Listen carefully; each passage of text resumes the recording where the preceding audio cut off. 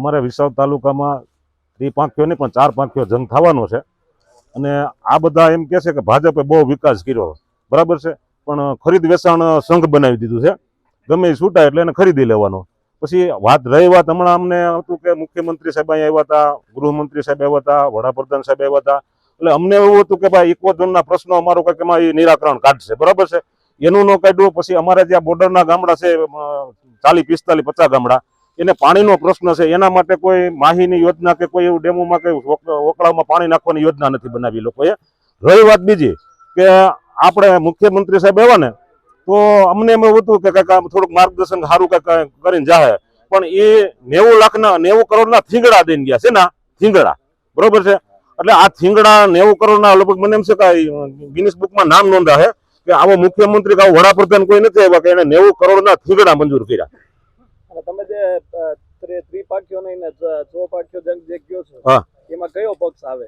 એમાં શંકરસિંહ બાપુ હમણાં નવો પક્ષ બનાવ્યો છે, બરોબર છે, પ્રજા લોક શક્તિ પાર્ટી બનાવી છે ને એમાંથી ઉમેદવાર આવશે. દાવા તો હર વખતે કરે જ છે, આમ આદમી પાર્ટી, કોંગ્રેસ બધા કરે જ છે.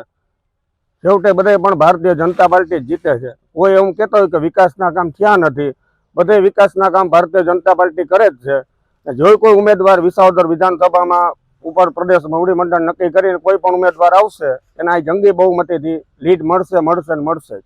કેવા કામ થયા છે ને કેવા કામ વિરોધમાં હોય તો એમ કહેવાના જ છે આ કામ નથી કર્યા. અત્યારે પણ વિસાવદર તમે રોડ બજારમાં નીકળો, સીસી રોડના કામ બધે ચાલુ છે, વગેરે વગેરે બધું ઘણા કામ થયા જ છે.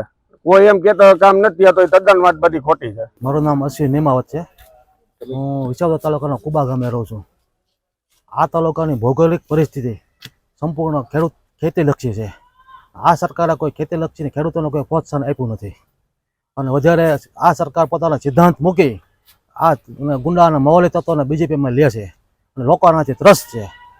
પછી વાત રહી એપીપીની, આપની, તો ગઈ વખતે ભૂપતભાઈ ભાઈણે આ તાલુકાએ જંગી બહુમતીથી જીતાડ્યા હતા, એ પણ છેલ્લે વેચાઈ ગયા.